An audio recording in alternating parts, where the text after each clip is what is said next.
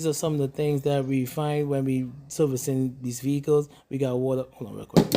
We got water intrusive into the starter and causing a no crank, no start. Okay, so I'm going to clean this up, and I'm going to also see if I could get my hands on a brush holder and place these brushes while I'm at it, and hopefully this vehicle starts.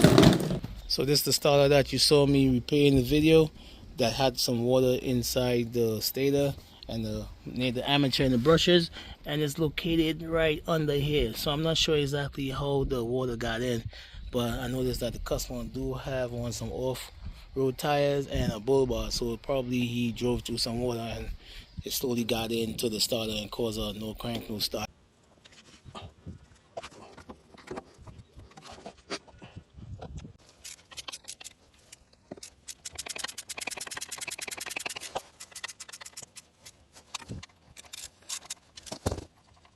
So I'm definitely gonna call this a fix. So there you have it. The vehicle started right up. Thanks for watching. Peace.